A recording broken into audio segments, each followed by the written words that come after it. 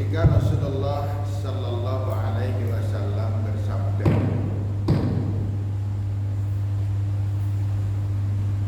yang kalau kita renungkan sabda ini sepertinya nggak masuk akal.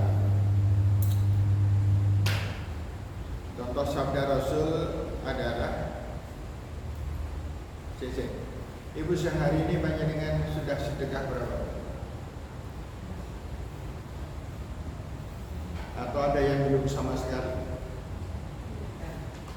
Orang yang tidak suka sedekah itu sedang meminta Allah miskinkan saya. Sama persis. Maaf ya, ini awalnya untuk menyakiti, tidak apa-apa ya. Panjenengan tahun ini yang tidak korban siapa?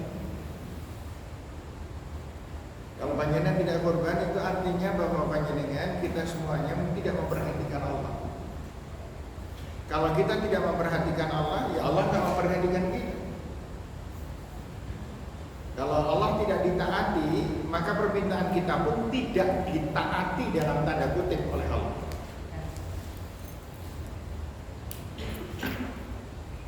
Baik, ibu-ibu sekalian, saya hari ini sudah sedekah, boleh sombong ya. Sehari ini saya sudah sedekah lebih dari 3 miliar. Masuk akal nggak panjenengan? Rasanya mungkin nggak? Nggak mungkin kan? Rasanya nggak mungkin. Pak Haris sedekah 3 miliar. Nah, yang akan kita pelajari adalah dari sabda Rasul. Rasulullah Sallallahu Alaihi Wasallam bersabda, "Man qala la ilaha illallah wahdahu la syarika lah, lahul mulku wa lahul hamdu wa huwa ala kulli syai'in qadir." Apa? Yuk bareng-bareng. La ilaha illallah wahdahu la syarika lahul mulku wa lahul hamdu wa huwa ala kulli syai'in qadir 10 marrat, 10 kali.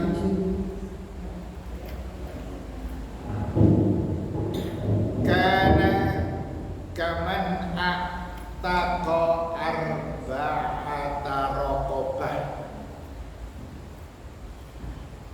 Maka orang ini sama persis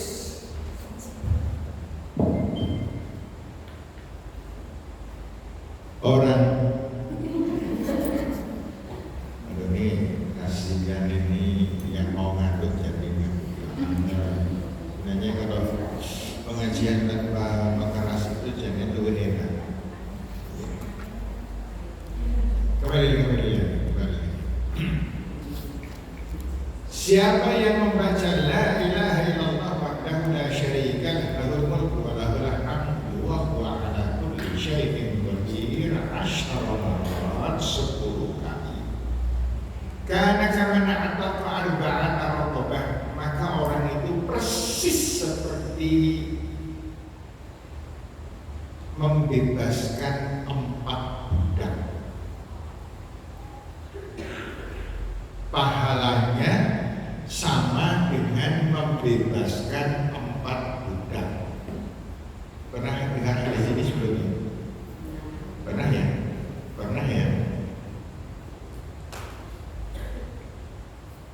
Sekarang hitung 4 budak itu harganya berapa? Mudah kan saja. 1 budak harganya sama dengan 5 unta. 1 budak harganya sama dengan 5 unta. 1 unta harganya 25 juta. 1 budak 125 juta. 4 budak 500 juta.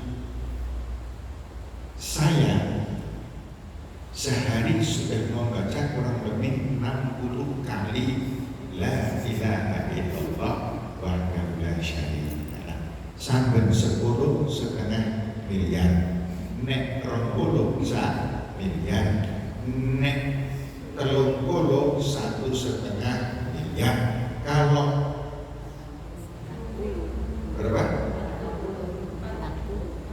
Kalau 50 sama dengan 2,5 miliar. Kalau 60 sama dengan 3 miliar. Jangan dikira saya miskin, sedekahnya banyak. Persoalan bukan itu yang akan kita bahas. Yang akan kita bahas adalah menurut panjenengan masuk akal apa enggak. Kalau sepintas kita berpikir sepertinya nggak masuk akal.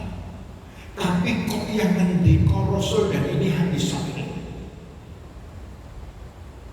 Mau nggak mau jujur saya. Sekarang lebih tidak masuk akal lagi. Tapi kita harus percaya. Ketika Rasul Shallallahu Alaihi Wasallam mengatakan raka'atani qabla subhi afdalu minad dunya wa ma fiha. Ini lebih lagi. 2 rakaat yang kita lakukan sebelum sholat subuh, qobliyah subuh, itu pahalanya lebih mahal daripada dunia seisinya. Masuk akal? 2 rakaat pahalanya lebih mahal dari dunia seisinya. Dan masih banyak lagi hadis-hadis yang luar biasa. Setelah kita pelajari, kita urut-urut, ada sesuatu yang kita tidak bisa membantah. Ketika Rasulullah Sallallahu Alaihi Wasallam mengatakan, wallahi demi Allah, kata Rasul, mad dunya fil akhirah illa bimithli isba'ahu hada. Fa asyara Yahya bis sababa fil yammi panggil bima tasir.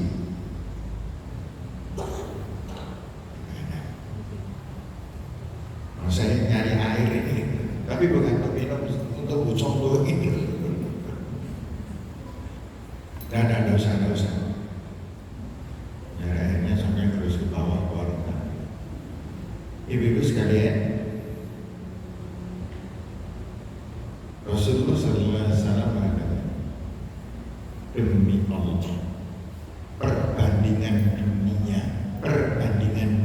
kita ini dengan akhirat yang akan kita hadapi itu persis seperti al-yam as-sababah fil yam, persis seperti jari telunjuk ini dimasukkan ke dalam air laut, persis seperti jari telunjuk dimasukkan ke dalam laut. Fandur bimatazin. Setelah itu angkat jari itu dan lihat berapa tetes yang keluar dari jari. Makanya saya perlu contoh real kan. Namun semoga kalian percaya, nanti dicoba di rumah masing-masing. Satu gelas air, masukkan jari telunjuk kita, angkat, nanti yang netes itu selalu 2 tetes. Asal kita normal ngangkatnya, kemudian diangkat. Nanti tes yang ketiga itu hanya muntuk-muntuk tapi nggak keluar, nggak netes. Rasul Sallallahu Alaihi Wasallam menjelaskan kepada kita, jangan lupa Rasul itu maksum, tidak pernah salah. Begitu salah langsung diingatkan. Masih ingat peristiwanya Abdullah bin Umi Maktum ketika Rasulullah Sallallahu Alaihi Wasallam sedang menghadapi dua pejabat negara. Rasul serius betul menghadapi mereka. Tiba-tiba ada ucapan Assalamualaikum. Rasul nengok ke pintu. Yang muncul dari pintu ternyata Abdullah bin Umi Maktum, seorang buta, orang buta yang miskin. Abdullah itu miskin. Kemudian ketika itu Rasul menampakkan wajah tidak senang. Tidak senang dalam artian aku lagi ngadepi dua pejabat kok belum ada ini baru. Akhirnya Rasulullah itu hanya tidak menanggapi kedatangan Abdullah. Bahasa kita Abdullah dicuekin. Dan Rasulullah SAW mendapatkan peringatan yang luar biasa, yaitu dengan turunnya satu surat Quran bernama Abasa wa tawalla anjanahul a'ma. Muhammad, kamu abasa berbuka masam. Roto pengen ada yang berbuka masam. Berbuka masam itu nggak ada senyum 16 gitu loh. Ini jelambrut. Wa tawalla dan berpaling anjanahul a'ma karena kedatangan seorang buta. Itu segitu diingatkan oleh Allah Subhanahu wa ta'ala. Nah kita ngarani kan banda berorang endang ya. Saya sedang ngadepi saya sedang ngadepi tamu penting banget. Dua-dua tamu ini datang, masing-masing semuanya sedang akan melamar anak saya. Wong loro arep melamar kabeh. Kan penting. Itu sing siji sugih banget. Itu ning bocah bodho tur elek, sing siji ganteng banget. Ning bocah itu kan anak saya lagi bingung umpama. Lah kok kedatangan tetangga saya yang miskin, buta lagi, saya mangkel. Itu kalau Rasul yang kejadian langsung diingat. Dan peringatannya nggak main-main, satu surat Al-Quran. Sangat Masya Allah. Demikian rupa Allah menjaga agar Nabi Muhammad tidak pernah keliru dan tidak pernah salah, sehingga Nabi Muhammad itu bisa melihat apa yang orang lain tidak bisa melihat. Ketika Rasulullah SAW sedang berdua dengan Abu Bakar, tiba-tiba datang orang-orang kafir di sangar-sangar. Tiba-tiba munyonyo Abu Bakar menyek, menghina dan sebagainya. Abu Bakar pada waktu itu hanya sedikit menundukkan badan, dia karena tidak bereaksi. Bahkan di dalam bibirnya meluncur kalimat-kalimat itu. Rasulullah SAW itu tersenyum-senyum. Rasul tersenyum. Abu Bakar hina orang, dunyo sama orang, itu Rasul tersenyum ketika melihat Abu Bakar. Tetapi ketika orang itu menghina dan menghina lagi dan menghina lagi, dan kata-kata yang luar biasa sikil papat metu, Abu Bakar kemudian mengangkat wajahnya dan mengucapkan kata-kata pembalasan. Rasulullah SAW langsung berdiri dengan wajah yang terkesan marah. Kemudian Rasulullah SAW meninggalkan Abu Bakar. Kalau orang lain nggak melihat, Rasul melihat. Ketika itu Abu Bakar bertanya, wahai Rasulullah, ada apa? Kenapa ketika aku dihina orang kau tersenyum? Namun begitu aku membalas hinaan, engkau langsung meninggalkan aku. Ada apa Rasulullah? Rasulullah SAW bersabda dengan sedih, beberapa sahabatku, tahukah kamu ketika kamu dihina oleh orang-orang kafir dan kamu sabar, kamu tidak membalas, kamu tenang, kamu beristighfar, maka berdatangan berduyun-duyun malaikat datang mendoakan engkau, wahai Abu Bakar. Tapi begitu engkau mengangkat wajahmu dan kemudian engkau membalas hinaan mereka, maka semua malaikat pergi darimu dan engkau ditinggalkan sendirian tanpa ada yang melindungi. Nangis Abu Bakar karena tahu bahwa apa yang diucap Rasul pasti benar. Maka semakin meningkat iman dan kekuatan, kesabaran, rasa syukurnya Abu Bakar kepada Allah, sampai pada titik klimaksnya Rasulullah Sallallahu Alaihi Wasallam pernah bersabda, kalau iman manusia sedunia ditimbang, tidak akan lebih berat daripada imannya seorang Abu Bakar. Masya Allah, iman saya dengan kumpul kabeh, wong sakit kumpul kabeh, sakung tekan Kanada sampai tekan Tokyo.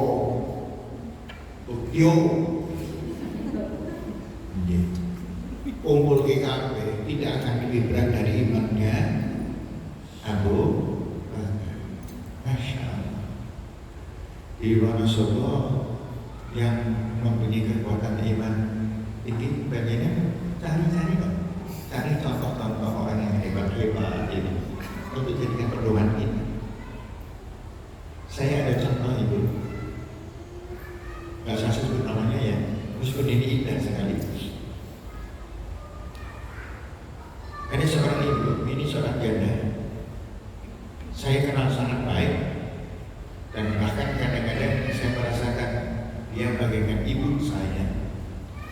Karena beliau sekarang sudah usianya 84 tahun, pantaslah kalau saya mengatakan dia ibu saya karena selisihnya cukup jauh dengan saya.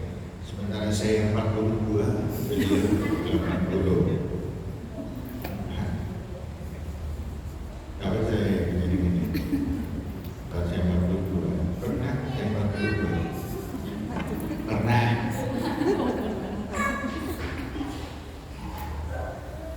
Suaminya sudah meninggal, anaknya 5, dan anaknya ini ekonominya kuat semuanya dan ibadahnya luar biasa anak-anaknya. Saya komentarnya hanya satu, tidak ada doa ibu sholihah yang ditolak oleh Allah, pasti dikabulkan, dan itu terjadi.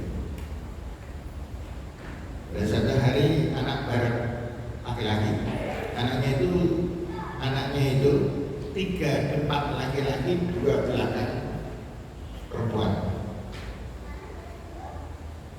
Yang laki-laki mengatakan dulu, kita namanya mau nggak baik ya Bu ya, waris kita nggak dibagi. Kalau kita bagi aja lah ya Bu ya, nanti ibu dapat bagian berapa, kami anak-anaknya. Akhirnya kemudian dibagi. Ibu sudah mendapatkan haknya. Kemudian cara pakainya adalah begini. Si anak-anak itu membuat kertas, mengambil kertas dan itu tanah sinten mereka 1.500 meter dan mereka nanti ditawar oleh dia harganya sekian per meter. Berarti nek 1.500 harga tanah sana itu adalah sekian juta.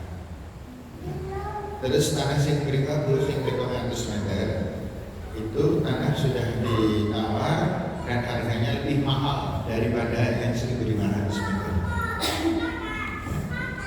Kemudian tanah ketiga adalah tanah yang paling mahal 550 meter, itu sudah ditawar sudah ditawar 1 meternya 7,5 juta,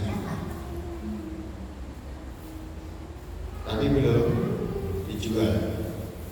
Kemudian hargai 500 kali kurang lebih, ya.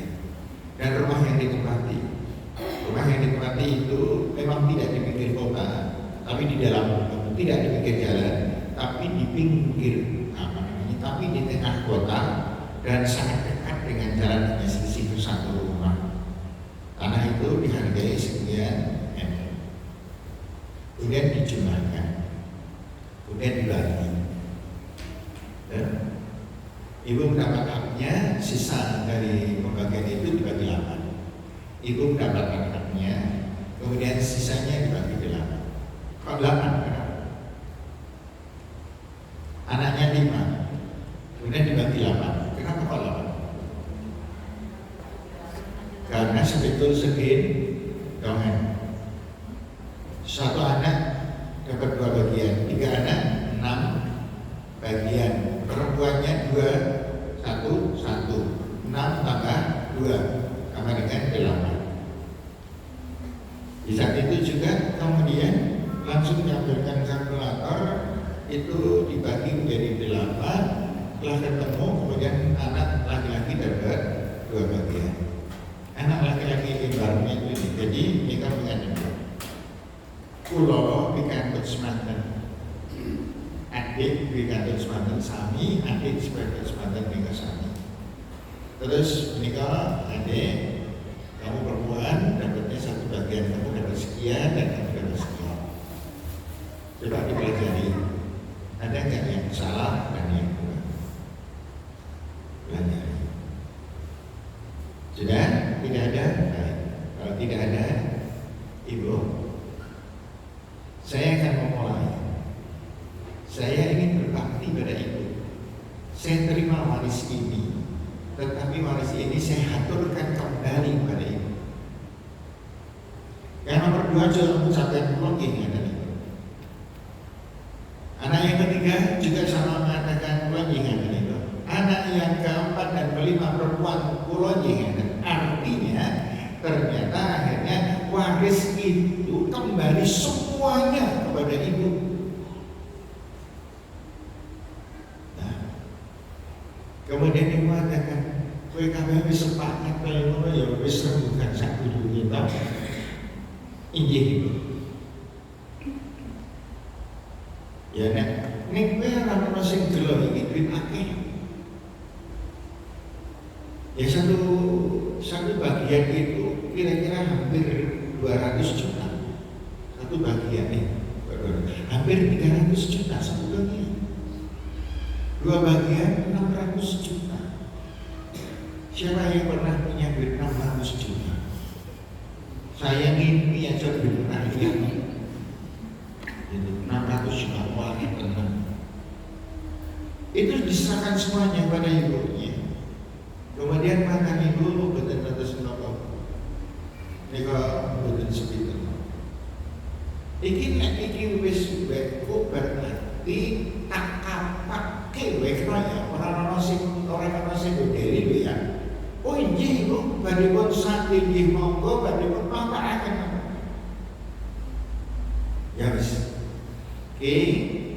Aku tompo apa sing kok sepakat.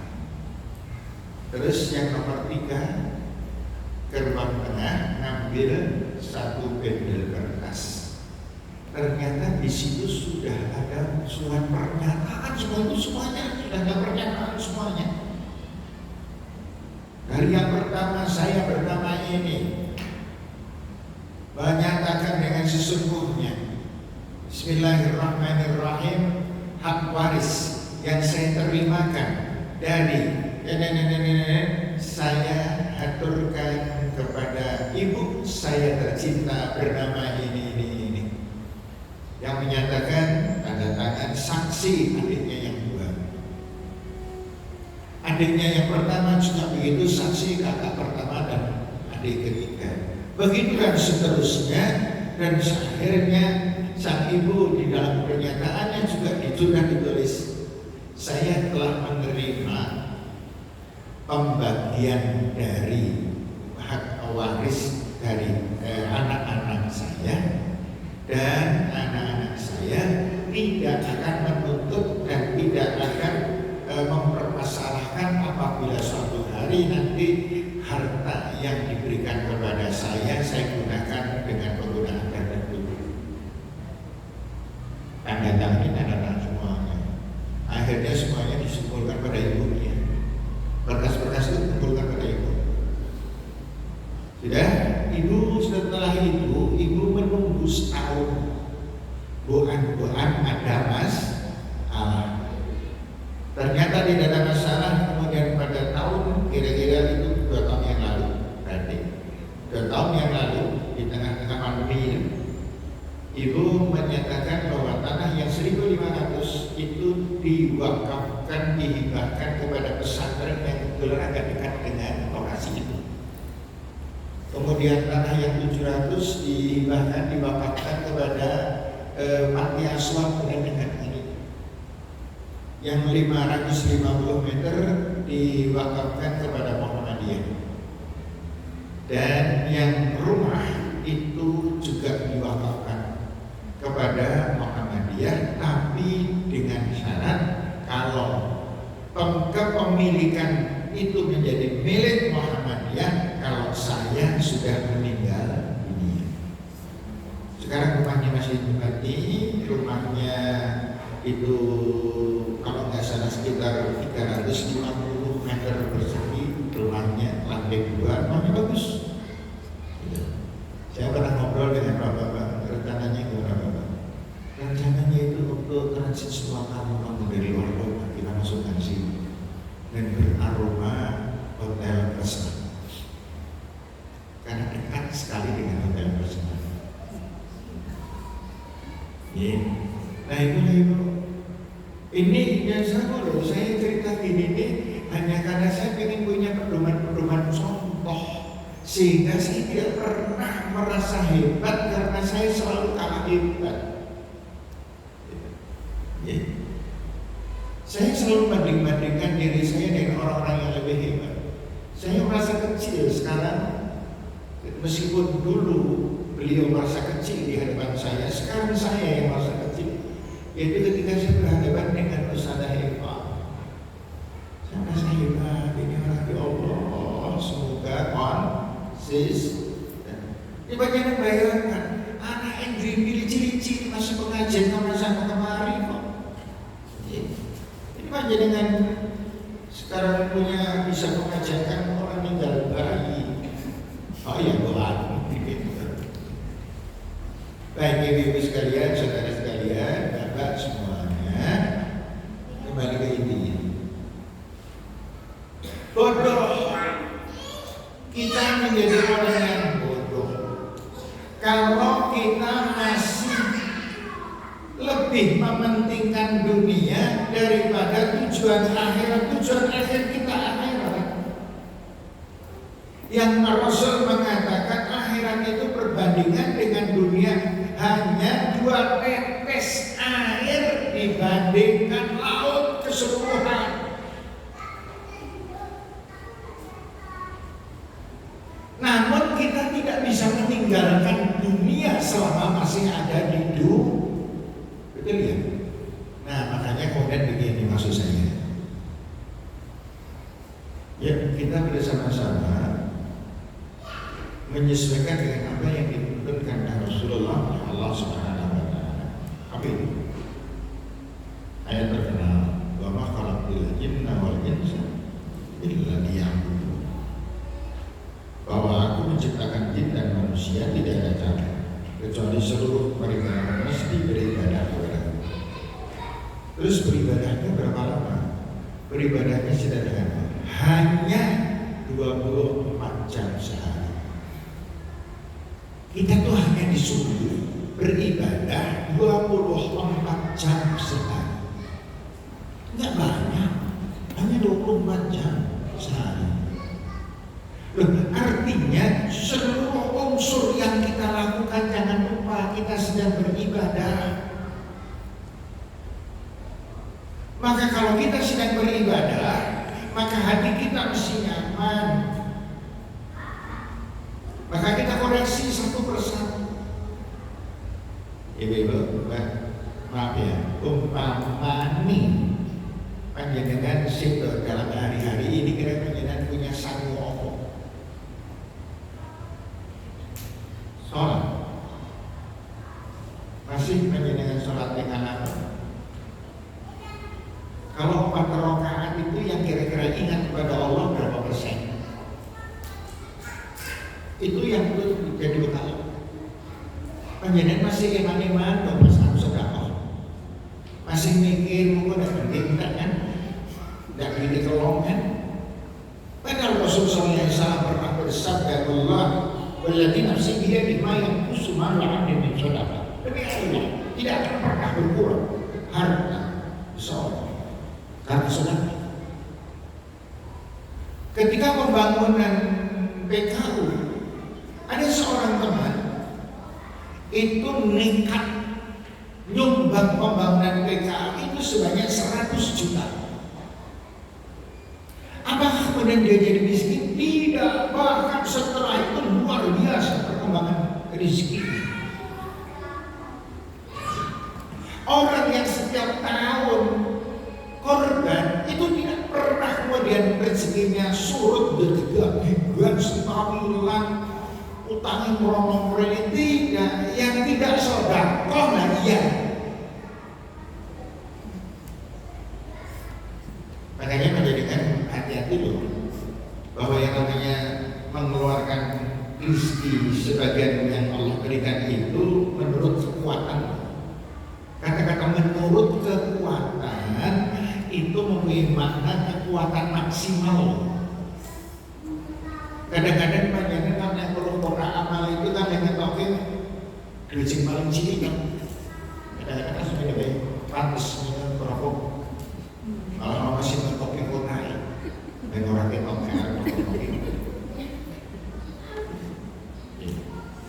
dan ibu semuanya tidak ada gitu. Itu harus direvisi.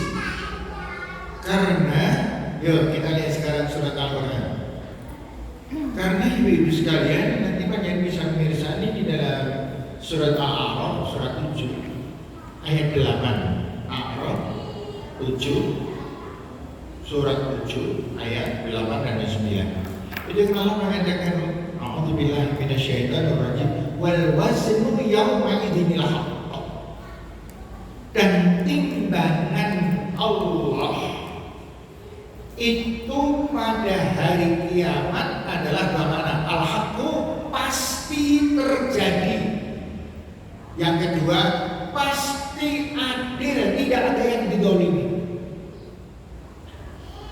Kemudian Allah mengatakan faman saqulat mawazin, siapa yang timbangannya berat, faulaika humul muflihun, mereka adalah orang yang paling berbahagia. Wa man khaffat mawazinu, dan siapa yang timbangannya ringan, maka Allah mengatakan dia sendiri yang mendolimi dirinya sendiri.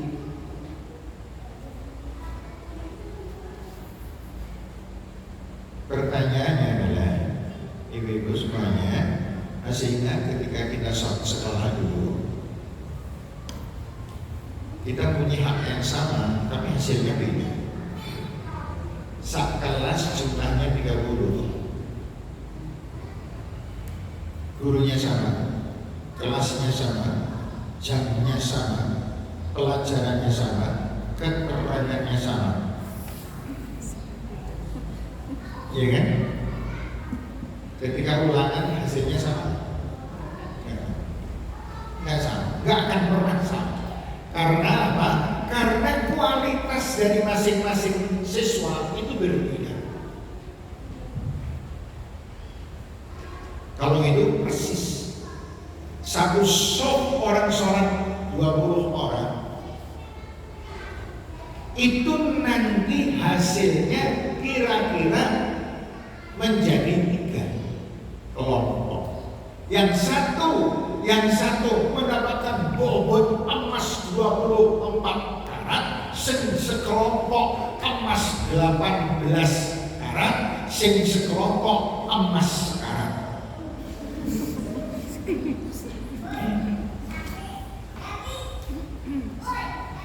Makanya ibu sekalian, kita pelajaran kita ini pengen ini, kita pengen memotivasi diri, berpikirlah tentang kualitas. Jangan dikira bahwa orang yang rajin seibadah itu artinya ahli surga. Belum tentu. Nek sing ora rajin ibadah wis jelas rasa dibahas. Tapi yang rajin ibadah ini yang ngaji, emang panjenengan ngaji ini ganjarannya apa? Beda. Karena apa? Setelah pengajian ini ada yang berkembang, ada yang semakin bagus, ada yang hilang begitu saja. Beda, hasilnya beda. Karena namanya ilmu itu kan ono sing nyandang patut. Dewe-dewe kemana-mana, tapi tidak terlaksana. Tapi ada orang yang paling hebat itu kan yang tahu satu dilaksanakan, tahu satu dilaksanakan. Ngeri ibu-ibu orang-orang yang mempunyai ilmu pengetahuan banyak tetapi tidak menghasilkan apa-apa dalam bentuk amalia sehari-hari. Baik, ibu-ibu sekalian yang saya hormati, tadi yang saya katakan nih, ibu,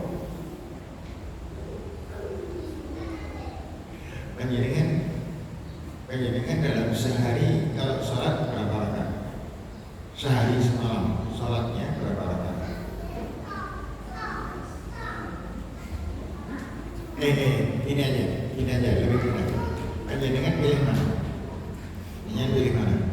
Ibadah yang sedikit tetapi berkualitas bagus, atau ibadah yang banyak apa ini orang genah-genah, itu pilih mana?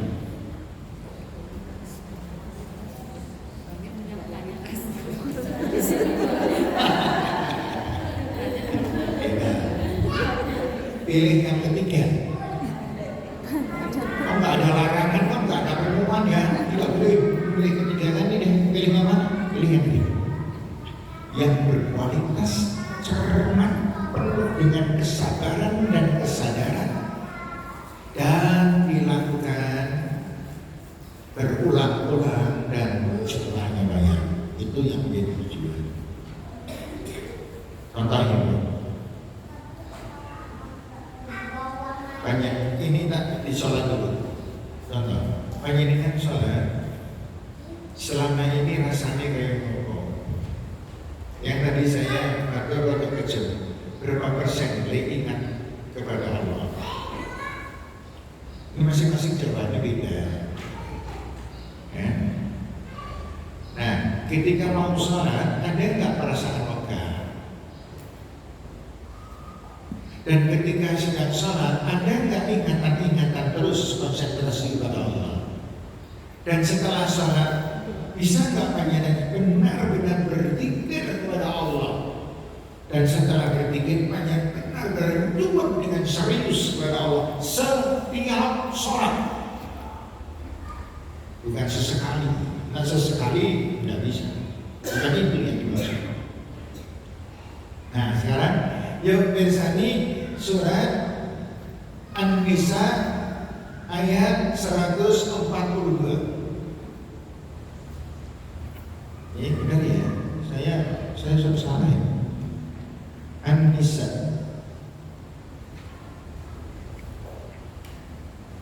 An-Nisa 142. Nah, benar. Allah Subhanahu wa taala berfirman, ini termasuknya. Kita ini termasuknya sih. A'udzubillahi minasyaitonir rajim. Innal munafiqina yukhadi'una Allah wa huwa khadi'uhum. Sesungguhnya orang-orang munafik adalah orang-orang yang selalu berusaha menipu Allah, dan Allah yang akan menipu orang itu. Kayaknya termasuk orang munafik.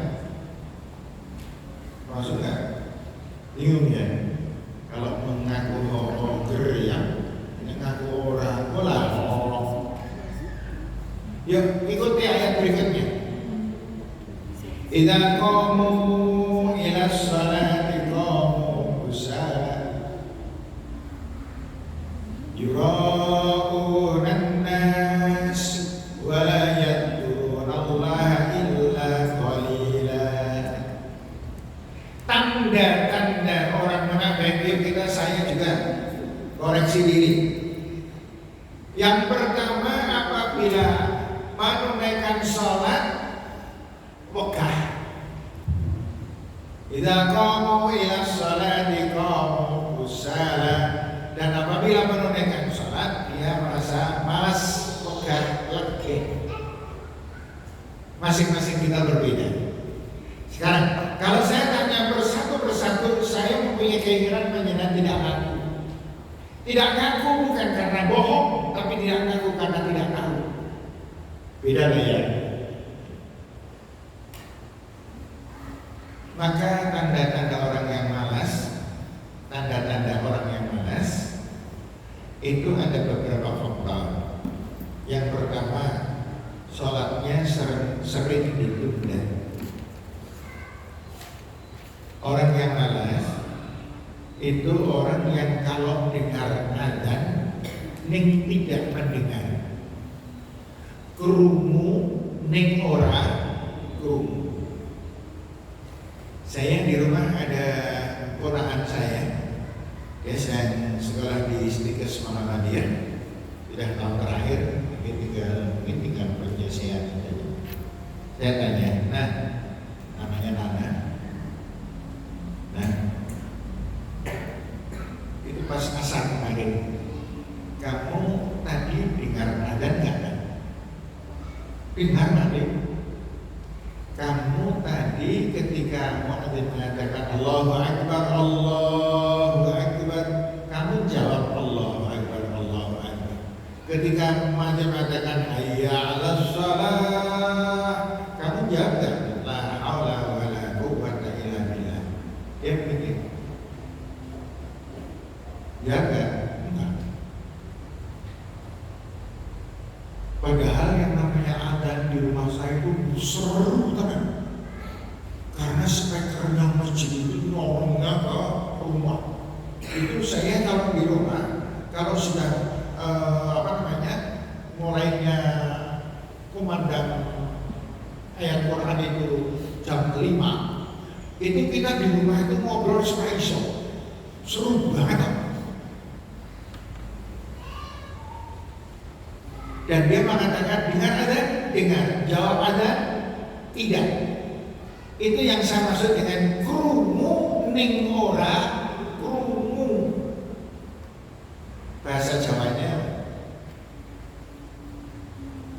kalau nggak tahu bahasa Jawanya ya bahasa Jepangnya. Itu bahasa Jepangnya budet. Krungu ning ora krungu. Peruh ning ora peruh, namanya gantian dong. Saya tadi baru aja ngomong kasar, penyanyian gantian. Namanya meja. Apa? Namanya meja. Itu kan Al-Quran yang mengatakan lahum qulubun la yafqahun wa lahum adanun la yubsirun.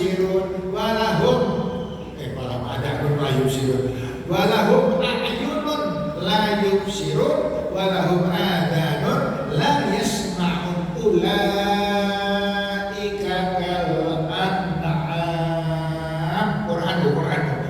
Kalau ada yang kesini tak boleh perlu dengan saya. Orang macam itu persis binatang ternak. Balhum, bahkan sebagian dari mereka apa?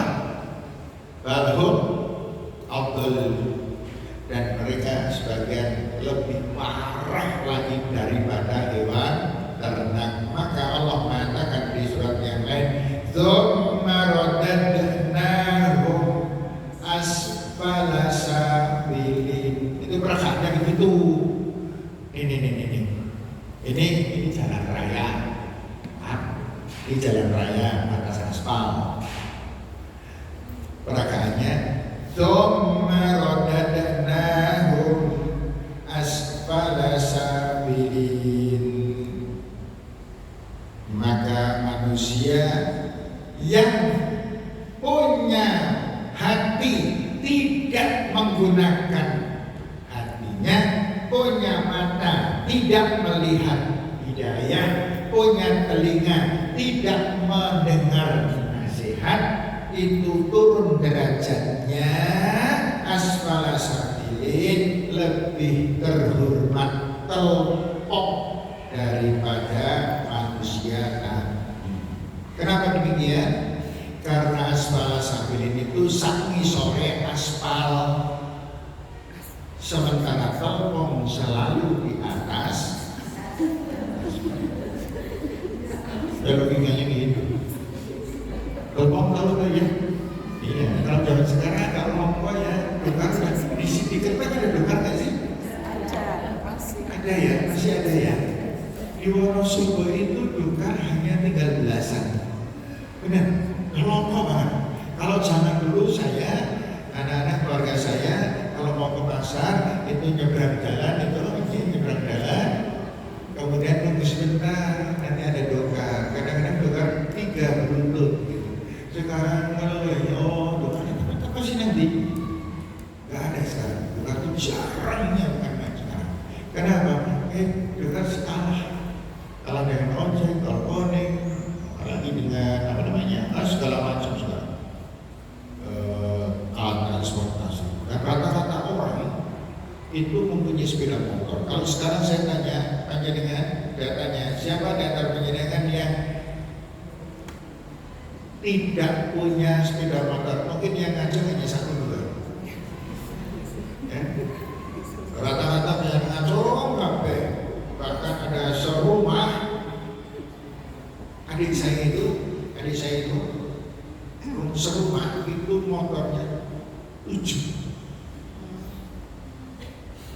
Anaknya 6 punya motor semuanya. Kemudian bapaknya juga punya motor. Untung ibunya udah sumpah motor. Untung ibunya nggak usah naik motor ya. Ya kalau main ke rumah, Masya Allah. Oh, ibu mau cek lama.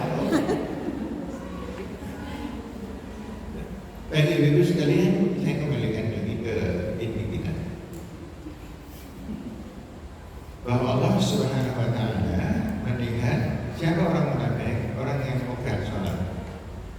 Apakah megah itu inisialnya dengan lisan kita, perasaan kita bukan? Panjenengan ini maaf ya, yang masih menunda sholat mengkudingin itu berarti panjenengan megah. Yang kedua, orang yang megah sholat itu karena tidak ikhlas, itu banyak ngalamun selama sholat.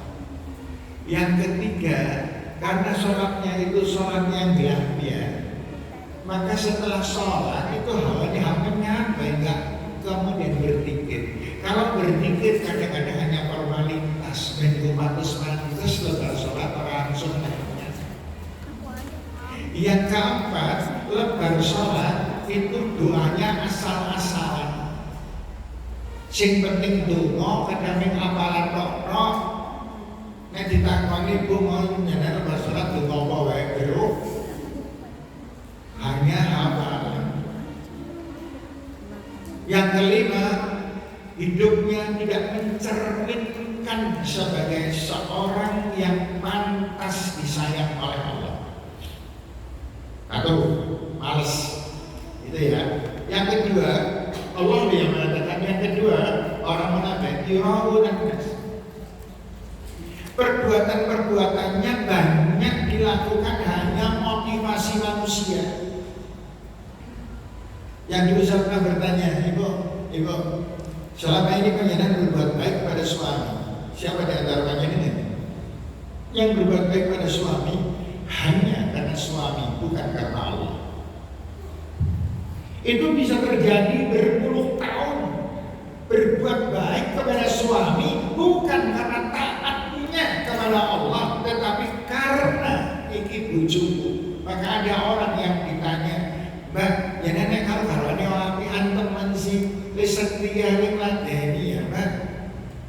Jawabannya ada dua. Yang satu jawab, ya mesti yang paling ladeni ujungnya gani. Yang nomor dua, ya mestilah ya kan mereka dulu bujuni nyongki wong yakin anepol, yakin api anepol. Makanya nyong pikir yang orang api anyar gabel. Maka pantas ada jawaban yang ketiga. Ketika seorang ibu mengatakan kepada tetangganya, nah, jenengan kuwi kok nek karo garwane kok sok kasar kaya ngono dosa lho. Apa jawabannya? Yang kan bangane kan bojone yang cotek. Apa bojone nyambe kaya ngono padha-padha. Allahu Akbar. Jadi ketika baiknya bukan karena Allah, tapi baiknya karena faktor-faktor manusia. Seorang ibu berpesan pada anaknya yang mau ngaji, ibu ini sudah sepuh padahal masih gitu. Oke, dapat ngaji coba main dapat duit. Kadang-kadang saya mau orang pindah apa bona, orang pindah, neng orang loh. Itu sudah sepuh apa meneh anak kira-kira buat ini. Seberapa kali dengan kita semuanya ketika anak kita harus bayar SPP syariah dan lain sebagainya. Kemudian ketika anak nelpon kita tarik nafas dalam-dalam karena rugi duit. Ini saya banget gitu ya. Jadi telepon, Pak, dari bayar semester kali nganu. Aja juga dari. Nah, saya pasti 13 juta. Ya, insya Allah paling lambat kapan Pak? Insya Allah paling lambat yang disini sangat dalam minggu ini Pak, soalnya gini. Telepon itu tuh saya tarik harus dalam. Berikan kesini.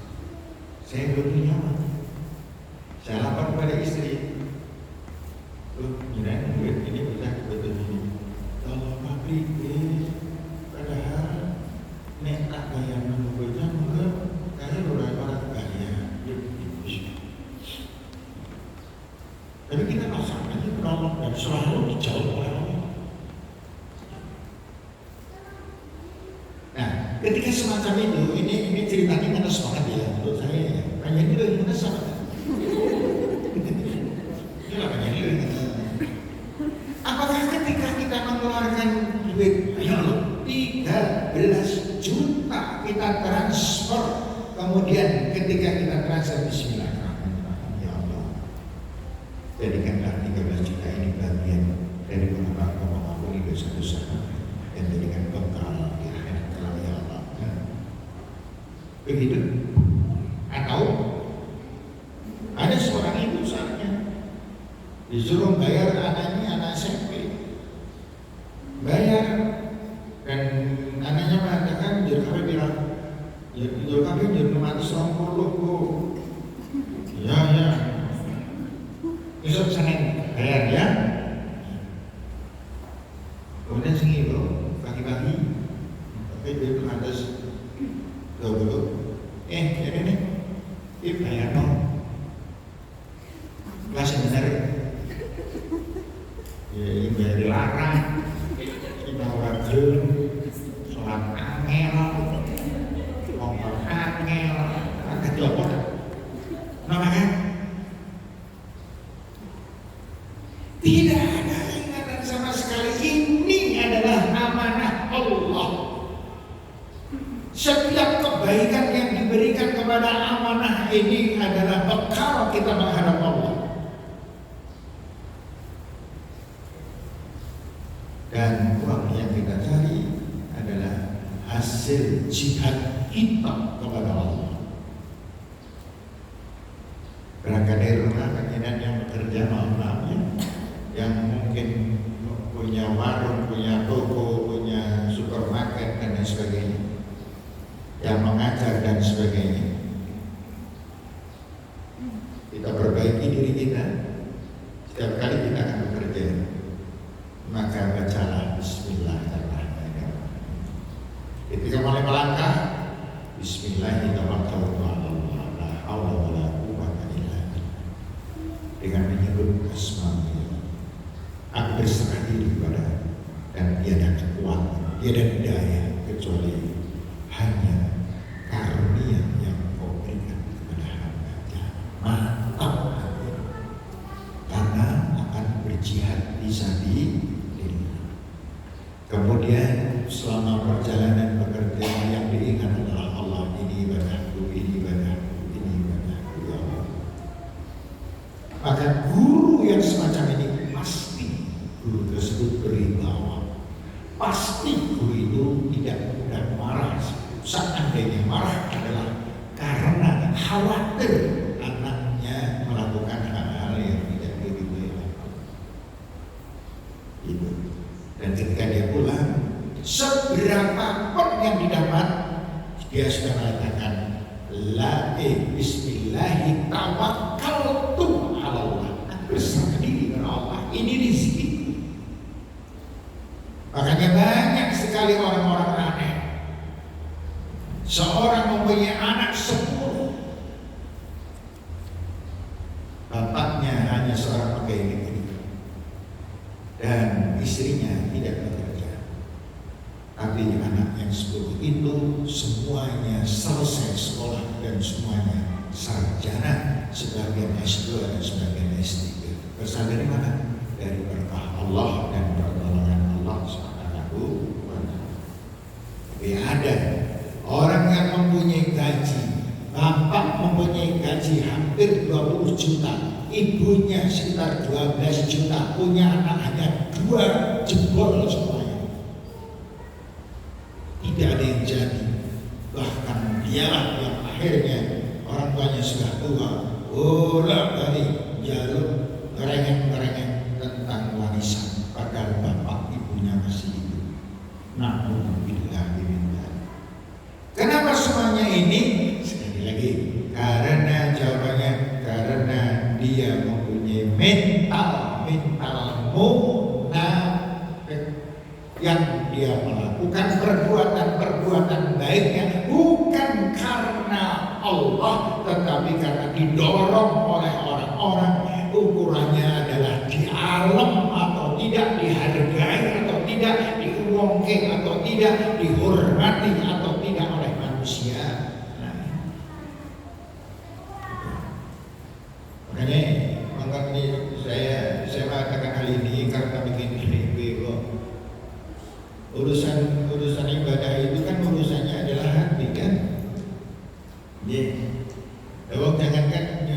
Jangankan pengajian, yang lebih gede apa? Yang pengajian, makan pergantinya orang beda, orang makan. Yang ini komis orang makan, lagi orang makan ini orang beda, gitu. Bukan naik pengajian masyarakat umuman, korban ngetoke duit 3,5 juta itu hanya orang penak. Kono we korban dari orang isin-isino korban masih 3,5 juta. Lah ini loh haji kan mahal.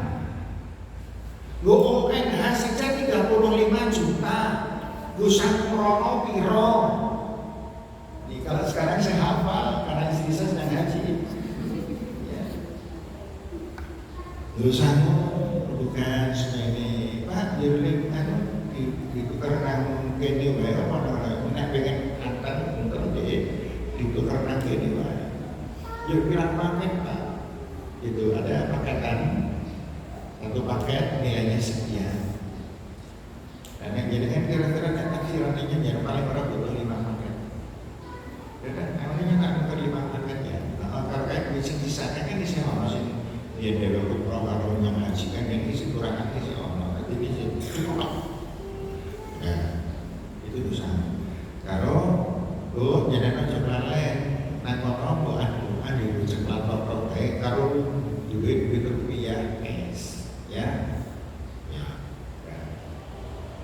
Pak, nek oleh-oleh itu punah ngono sapa wae ya bener aja nggawa jenengan sono nggawa mobil apa sing jenengan seneng rokok wae. Aja terlalu berat jenengan wong wedok. Ya, akhirnya kemudian duit untuk oleh-oleh ditinggal. Saya yang umat. Ya, memang oleh itu punya apa-apa bagaimana juga ya jangan tidak kan ya. Mereka sudah mendoakan dan sebagainya. Nah, belum lagi ketinggalan momen, tapi kan tinggalan momen enggak, saya nggak minta. Musuh melarang tinggal. Banyak, saya ngitung 9 lalu tapi nggak boleh ini rahasia. Kemudian setelah itu kata motivasi, yang dengan lisan duit sendiri ditukar nganggo ibadah sing nami khusyuk ya, insyaallah. Yang dengan menunggu haji jangan lupa itu 13 tahun. Nang kono ojo ngantek tidak melakukan hal-hal yang positif yang harus kita insyaallah memakai positif. Jangan lupa yang dengan berharap ditungake wong akeh bahkan dengan ikhtiar ya menyesuaikan dengan doanya. Ya selama saya ngomong itu nangis. Dengan selama nang kono ora usah ngeling-eling nyong man ngopo burung nyong bilang dari sapa dan sebagainya. Nyong gampang namanya akeh warung. Ya. Anu kubri kita punya. Ya. Setelah sampai di sana itu kemarin istri saya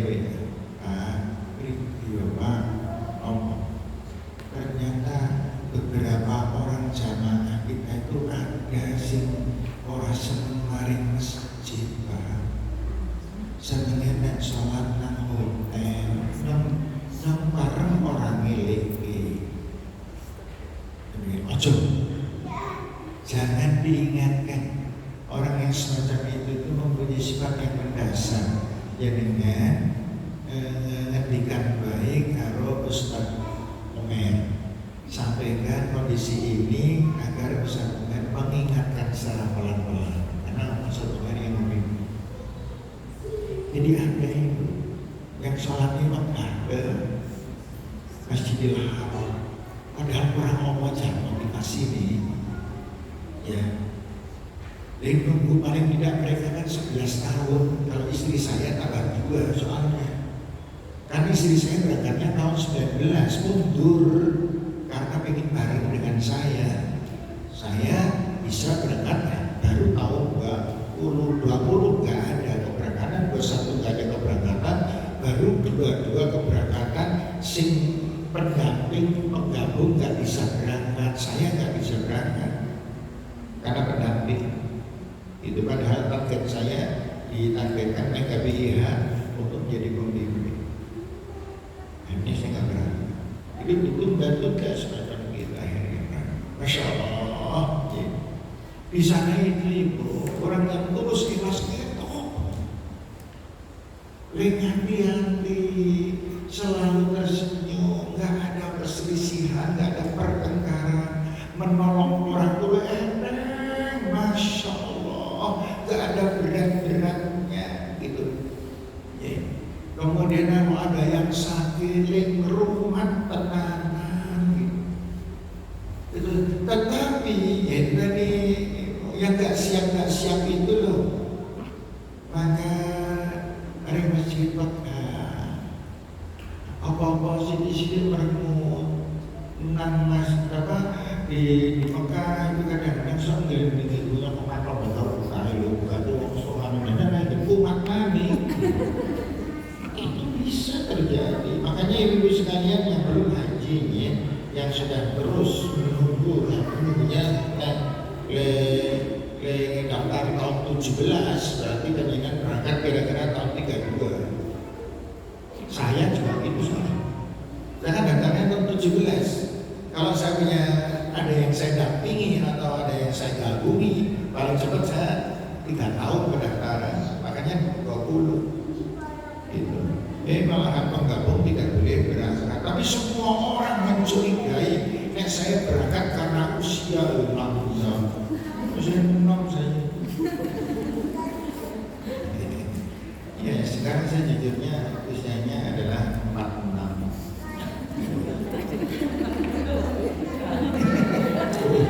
Tadi 42 ya. Karena usia. Nah itu sekalian sebagai penonton, bahwa diperbaikinya jangan asal sholat,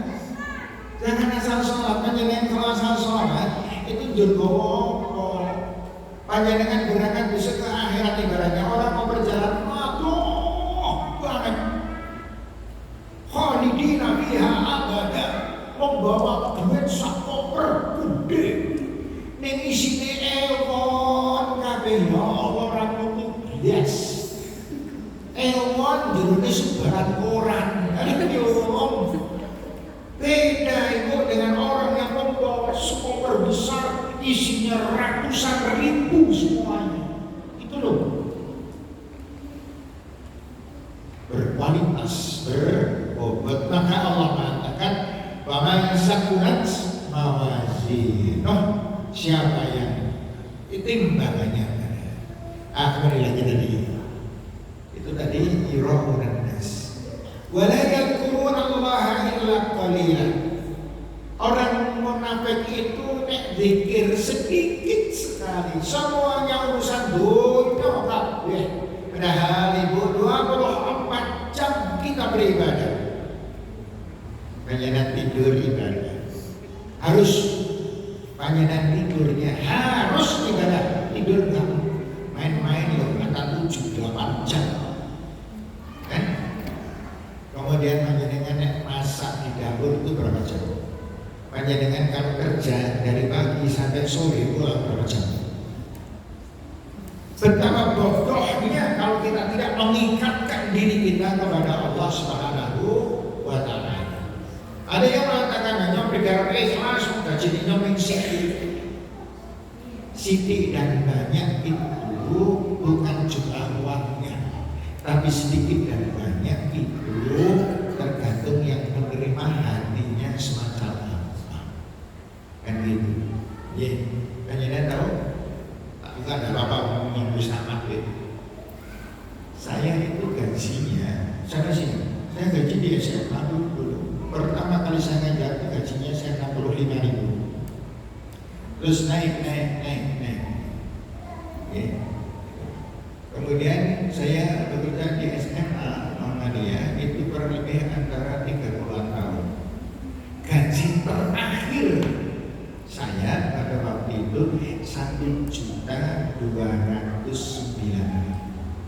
1.209.000 setelah kerja 30 tahun.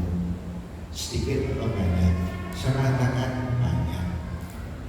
Buktinya saya berkah banget. Gaji segitu saya bisa menyekolahkan semua anak-anak saya. Dari mana? Terus rezeki berikutnya dari Allah Subhanahu wa Ta'ala. Allah sudah menurunkan berapa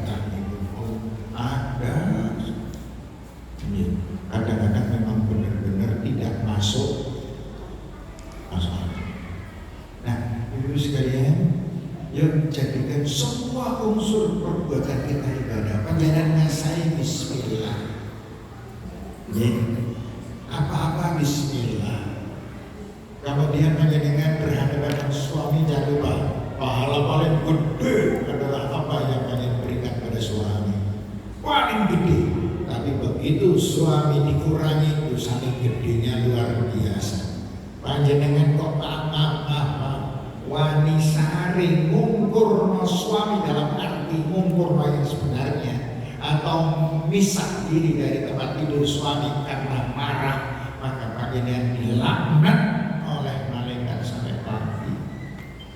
Kan begitu, enggak loh, Pak, kalau itu jadi wanita itu apa? Macam apa?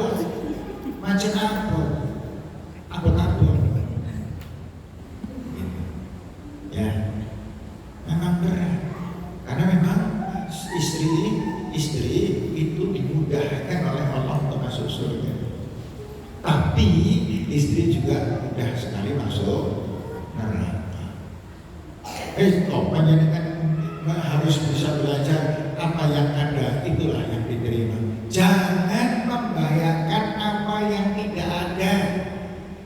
Karena dinesu kalau bojone ngeling-eling wong liya.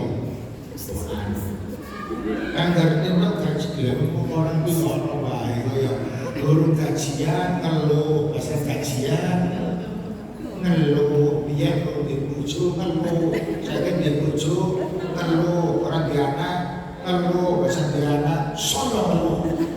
Itu biar orang di mertua ngeluh.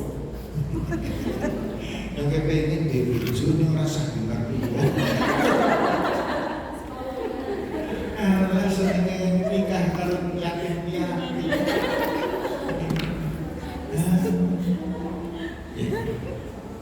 Itu ya, saya kira cukup materi ini akan saya sambung insya Allah di anak pagi besok di Al-Jihad. Materi ini akan saya sambung lagi karena belum selesai soalnya. Insya Allah semoga apa yang kita pelajari bermanfaat ini dan waktunya sudah terlalu sore. Semoga apa yang kita pelajari bisa diambil manfaatnya oleh kita semuanya. Dan saya ada kata-kata yang kurang berkenan, saya mohon maaf itu. Ilahi taufiq